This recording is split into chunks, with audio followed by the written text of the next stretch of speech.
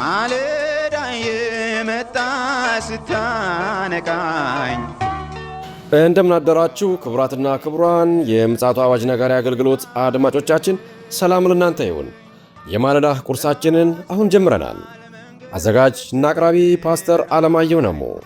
መልካም ጊዜ ሆነላችሁ። ከሕይወት ምንጭ ውሃ ስታረካኝ። ሰላም ጤና ይስጥልን። እንደምናደራችሁ። ይህ በምፅዓቱ አዋጅ ነጋሪ አገልግሎት እየተዘጋጀ የሚቀርብ የማለዳ ቁርስ ፕሮግራማችን ነው። ወደ ዛሬው የማለዳ ቁርስ ፕሮግራም ከማለፋችን በፊት ይህንን ማለዳ የሰጠንን እግዚአብሔር አምላካችንና አባታችንን አብረን አመስግነን ወደ ዛሬው ማለዳ እናልፋለን። የዘላለም አምላክ እግዚአብሔር ሆይ በምሕረትህና በቸርነትህ በበጎነትህና በመልካምነትህ ሁሉ ስለረዳህን ስለደገፍከንና አቅም ጉልበት ስለሆንከን በኢየሱስ ክርስቶስ ስም እናመሰግንሃለን። አንተ ቸር መሐሪ ሩሩህ አምላክ ነህና ኖ ደግሞ እግዚአብሔር ሆይ በዕድሜ ላይ ዕድሜ በጸጋ ላይ ጸጋ በምሕረት ላይ ምሕረት አድርገህ ለዚች ማለዳ እንድንበቃ ዕድልን ስለሰጠህንና አንደበታችን ደግሞ አንተን እንዲያመሰግን ስለፈቀድክ በኢየሱስ ክርስቶስ ስም እናመሰግንሃለን። አንተ ታላቅ ኃያል ብርቱ አምላክ ነህ። ምሕረትህ ለዘላለም ነው። ቸርነትህ ለዘላለም ነው። በጎነትህ ለዘላለም ነው። መልካምነትህ ለዘላለም ነው። ዘላለም በእጆችህ ናቸው ያሉት፣ እኛ በፊትህ ነን። ጌታ እግዚአብሔር ሆይ በዚህ ማለዳ እግዚአብሔር ሆይ በጨለማ ያሉትን የሚቃትቱትን የሚጮሁትን ጌታ እግዚአብሔር ሆይ የመዳንን መንገድ የሚፈልጉትን ዓይኖቻቸውን ትከፍት ዘንድ ወደ ብርሃን ታወጣቸው ዘንድ የመስቀልህን ፍቅር ትገልጥላቸው ዘንድ በኢየሱስ ክርስቶስ ስም እንጠይቃለን። እነሆ በምሕረትህ እንድታስባቸው ከሃይማኖት እስራት እንድትፈታቸው እግዚአብሔር ሆይ አንተን በማወቅ ሕይወታቸው እንዲሞላ ፍቅርህን በመስቀል ላይ የሠራኸውን ያደረክላቸውን መረዳት እንዲችሉ ዓይኖቻቸውን ከፍተህ እንድታሳያቸው በኢየሱስ ስም ጠይቅሃለሁ። አባቴ ሆይ ኖ ደግሞ የታመሙ ይፈወሱ፣ ያዘኑ በደስታ ዘይት ይረስርሱ።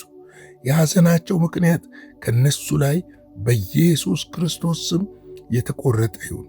የተጨነቁ ጭንቀታቸው ነፃ ይውጡ በኢየሱስ ክርስቶስ ስም። እጅህ ይዳሳቸው፣ እጅህ ያግኛቸው፣ እጅህ መልካሙቱን ነገር እንድታሳያቸው በኢየሱስ ስም በእነሱ ላይ እንድትሆን እጠይቅሃለሁ። አቤቱ እግዚአብሔር ሆይ ክብርን እንሰጥሃለን፣ ምስጋናን እንሰጥሃለን። ጌታ ሆይ የተለያየ ጥያቄ ይዘው በፊትህ የሚንበረከኩትን ያንተን ፊት የሚፈልጉ በዚህ ማለዳ ዓይኖችህ እንዲያያቸው እንድትራራላቸው እንድዳስሳቸው በኢየሱስ ስም ጸልያለሁ። ከሰለሞን የሚበልጥ እንቆቅልሽን የሚፈታ በዚህ አለ ተብሎ በቃልህ እንደተነገረ አንተ በዚህ አለ፣ ከእኛ ጋር አለህ። እስከ ዓለም ፍጻሜ ላትለየን ከእኛ ጋር አለ፣ ለዘላለም ከእኛ ጋር አለ።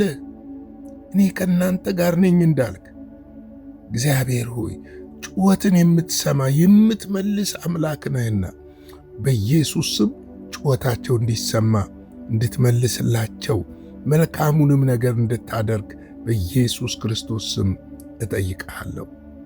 እነሆ ደግሞ ይህን ማለዳ ባርክልን፣ ቃልህን ባርክልን፣ በቃል መንፈስ ሕይወታችንን አንጸው። እግዚአብሔር ሆይ ትዳራችንን፣ አገልግሎታችንን፣ ኑሯችንን፣ ሥራችንን፣ ትምህርታችንን ዋቴበር ጌታ ሆይ ሁሉን በእጅ አሳልፈን እንሰጣለን። በኢየሱስ ጌታ ስም አሜን።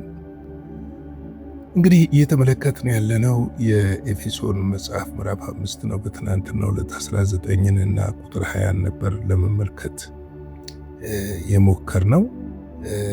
በዚህ በተለይ በቁጥር 19 ላይ በመዝሙርና በዝማሬ በመንፈሳዊ ቅኔ እርስ በራሳችሁ ተነጋገሩ፣ ለጌታ በልባችሁ ተቀኙ፣ ዘምሩ ካልን በኋላ ሁልጊዜ ስለ ሁሉ በጌታችን በኢየሱስ ክርስቶስ ስም አምላካችንንና አባታችንን ስለ ሁሉ ምን አድርጉ? አመስግኑ። ማመስገን መልካም ነገር ነው። ምስጋና የሚሰዋ እርሱ ያከብረኛል፣ ማዳኔንም የማሳይበት መንገድ በዛ ውስጥ አለ እንደሚል እግዚአብሔር ድብቅ ጦርን ለዮሳፍጥ እንዳስነሳለት ያስነሳለት ቸር ነውና ምሕረቱም ለዘላለም ነውና ልዑል እግዚአብሔርን አመስግኑ የሚሉ ጌጠኛ ልብስ የለበሱ መዘምራን ወጥተው በእግዚአብሔር ፊት ምስጋናቸውን በደረደሩ ጊዜ እግዚአብሔር ድብቅ ጦር አንስቶ ለእነርሱ እንደተዋጋላቸው እንደዚሁ ደግሞ እኛም ስናመሰግን እግዚአብሔር ይዋጋልናል። ምክንያቱም እግዚአብሔር ተዋጊ ነው። አንዳንድ ጊዜ እንዴት ነው ስለ ሁሉ ማመስገን የሚቻለው ብለው ሰዎች ጥያቄ ያነሳሉ። ጥያቄው ልክ ነው፣ እውነት ነው። ስለ ሁሉ አንዳንድ ጊዜ ስለ አንዳንድ ሰዎች ማመስገን ሊከብድ ይችላል። ስለ አንዳንድ ነገር ማመስገን ሊከብድ ይችላል። ግን በቃ እግዚአብሔር ይህንን ሲለን በዛ ውስጥ ለእኔና ለእናንተ የሚሰራው ነገር ስላለ ነው፣ የሚያደርገው ነገር ስላለ ነው። በሁሉ አመስግኑ፣ ስለ ሁሉ አመስግኑ የሚለን እንዴት ነው? ስለ ክፉ ማመሰግነው? ክፉን እኮ በመልካም የሚለውጥ አምላክ አለ። ነገር ሁሉ ለበጎ እንዲደረግ እንዲሁ እናውቃለን አይደለም የሚለው ሮሜ ላይ። ስለዚህ ነገር ወደ ምንድን ነው የሚለወጠው? ስናመሰግን ወደ መልካም ነገር ይለወጣል፣ ወደ በጎ ነገር ይለወጣል።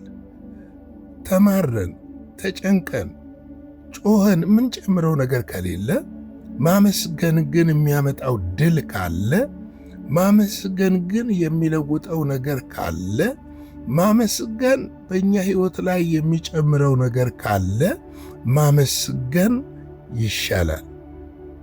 ምክንያቱም ስናመሰግን፣ እግዚአብሔርን ስናመሰግን እግዚአብሔር ስለኛ መዋጋት ይጀምራል። ስናመሰግን እግዚአብሔር ለኛ ፊቱን ያበራልናል። አለ ምክንያት አመስግኑ አይለንም እና ስለ ሁሉ ማመስገን ቅድም እንዳነሳሁት ይከብዳል። አዎ፣ ግን በቃ ልናመሰግን ይገባል። ማማረሩ የሚያመጣው ነገር የለም። የእስራኤል ሕዝቦች በምድረ በዳ እኮ የቀሩት ሲያማርሩ ነው፣ ሲያጉረመርሙ ነው። ከማመስገን ይልቅ ትናንት የተደረገላቸውን እያሰቡ ማመስገን ባለመቻላቸው ነው። ከትናንት ወዲያ የተደረገላቸው ቀይ ባህር ተከፍሎላቸው ማመስገን አልቻሉም። መራራውን ውሃ ጣፋጭ አድርጎላቸው ይረሱታል፣ አያመሰግኑም። በሚቀጥለው የሆነ ችግር ሲገጥማቸው ያጉረመርማሉ። ማጉረምረም ብቻ አይደለም፣ በእግዚአብሔር ላይ አመፅ ሁሉ ያደርጋሉ። ለምን? ትናንትናን ይረሱታል። የሰው ተፈጥሮ እንደዚህ ነው። ትናንት የተደረገልን የተሻገርንባትን መንገድ ያሳለፈንን ጎዳና እንረሳዋለን።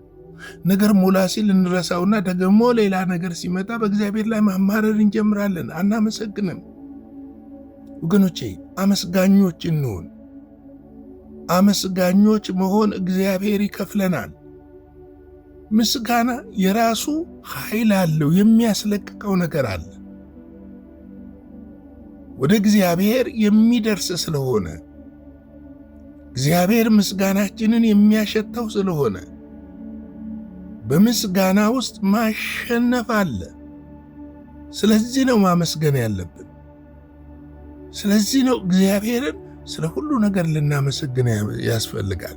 ስለ አምና እናመስግነው፣ ስለ ካቻምና እናመስግነው፣ ስላለፉት ወራቶች እናመስግነው፣ ስለ ትናንትና እናመስግነው፣ ስለ ዛሬ እናመስግነው። እግዚአብሔርን ምስጋና ነገሮችን እንደሚቀይር ማወቅ ይጠበቅብናል።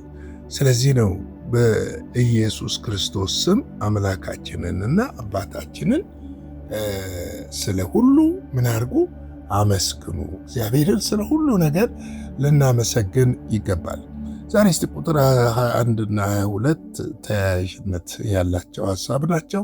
እሷን ትንሽ እንልና ነገ ደግሞ በነገው ማለዳ ደግሞ ቀጣዩን ይዘን እንመጣለን።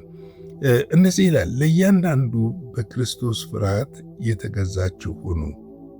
ሚስቶች ሆይ ለጌታ እንደምትገዙ ለባሎቻችሁ ተገዙ ይላል።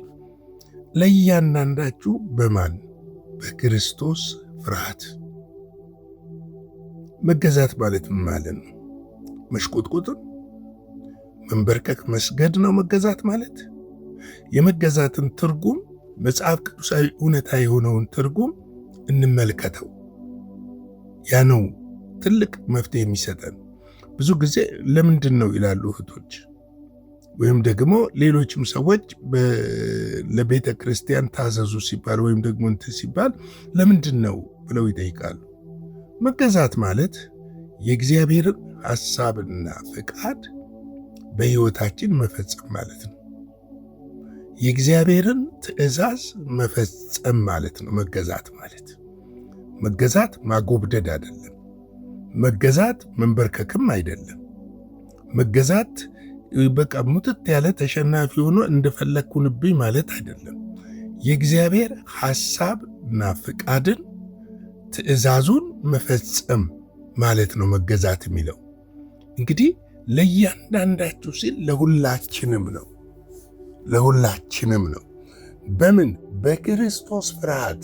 በማፍራት በክርስቶስ ፍርሃት ክርስቶስን ልክ እንደምንፈራ። ይሄ ፍርሃት የሚለው ብዙ አይስበኝም። ፍርሃት ሪስፔክት በሚለው ብንቀበለው ጥሩ ነው። ፍርሃት ማለት በእኛ አገር እከሌ ፈራ ሲባል ተሽቆጠቆጠ፣ ይሄ የመንቀጥቀጥ የመደበቅ በቃ የመሰወር ነገር ያለመቻል፣ እንደሱ አይደለም። ሪስፔክት ማድረግ እግዚአብሔርን ጌታን እንደሚገባው በተገቢው ቦታ በልባችን ዙፋን እንዳለ እሱን እንዳስቀመጠው ነው። እሱን ሪስፔክት በምናደርግበት፣ እሱን በምናከብርበት፣ እሱን በምንታዘዝበት፣ እሱን በምንሰማበት ልክ ሌሎችንም መስማት መታዘዝ እንጂ በፍርሃት የመንቀጥቀጥ ነገር አይደለም። ለእያንዳንዱ በክርስቶስ ፍርሃት ያንን ስናደርግ የእግዚአብሔር ሐሳብ በሕይወታችን መስራት ይጀምራል። ብዙ ጊዜ እህቶቻችን ይህችን ቃል አይወዷትም። ትርጉሙ በተዛባ መልኩ ስለሚነገረን ነው። ሚስቶች ሆይ ለጌታ እንደምትገዙ ለባሎቻችሁ ተገዙ ሲል ጌታን እንደምትወዱት፣ ጌታን እንደምታከብሩት፣ ጌታን እንደምትታዘዙት፣ ጌታን እንደምታዳምጡት፣ ጌታን እንደምትሰሙት፣ ለጌታ ሕይወታችሁን አሳልፋችሁ እንደሰጣችሁ እንደዚሁ ለባሎቻችሁ አሳልፋችሁ ስጡ ማለት ነው። መገዛት ማለት ይደብድብሽ፣ ይቀጥቅጥሽ፣ የሆነ ነገር ያደርግሽ ማለት አይደለም። አይደለም። አንዳንድ ሰዎች ተገዢ ብሏል፣ ተገዢ ይላሉ። ኖ እንደዛ አይደለም። የመጽሐፍ ሐሳብ የሚለው ልክ ለጌታ እንደምትገዙ ስል ጌታ እንዴት ነው የምንገዛው? ለጌታ ጨካኝ እንደሆነ እያሰብን ነው እንደምንገዛው? ይደበድበናል ብለን ነው የምንገዛው? ወይም ደግሞ ይገለኛል ብዬን እንደ ስለምወደው ነው? ፍቅሩ ልቤ ውስጥ ስለገባ ነው። ሕይወቴን ስለታደገ ነው። ከጨለማ ወደ ብርሃን ስላወጣኝ ነው። ሞቴን ስለወሰደልኝ ነው። ዕዳይን ስለከፈለልኝ ነው። መልካምነቱን በዘመኔ ስላሳየኝ ነው። ከምንም በላይ ለዘላለም ከእርሱ ጋር እንድሆን ከዘላለም ሞት ስለታደገኝ ነው። በዚህ መንፈስ ነው መጽሐፍ ቅዱሳችን የሚናገረው። በዚህ መንፈስ ነው ልንቀበል የሚያስፈልገው። ለእያንዳንዳችሁ በክርስቶስ ፍርሃት የተገዛችሁ ሁኑ ሲለን እንደው እያንዳንዳችሁ እየተንቀጠቀጣችሁ እየተደበቀ እንደዛ አይደለም። ፍርሃት የኛ የቃሉ ትርጉም እንደዛ ስለሚያሰጠው ነው። ነገር ግን በዚህ ላይ የሚለው ስለማክበር ነው፣ ስለመታዘዝ ነው፣ ስለማዳመጥ ነው፣ ስለመውደድ ነው፣ የእርሱን ፍቃድ ስለማድረግ ነው የሚናገረው።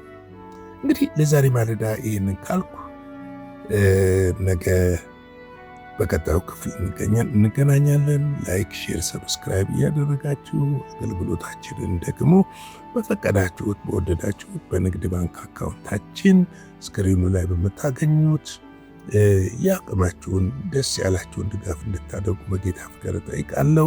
አጭር ጸሎት እንጸልይና የዛሬውን የማለዳ ቁርስ በዚሁ እንግታ።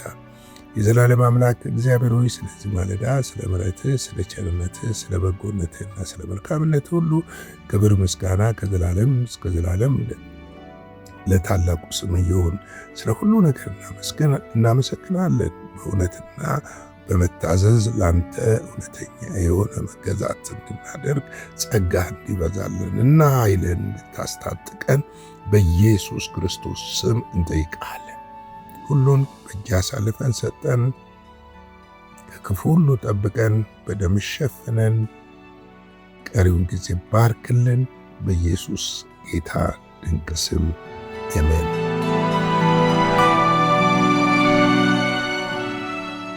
በነበረን የመልእክት ክፍለ ጊዜ እንደተባረካችሁ ተስፋ እናደርጋለን። በነገው ማለዳ በሌላ ዝግጅት እንገናኛለን። መልካም ቀን።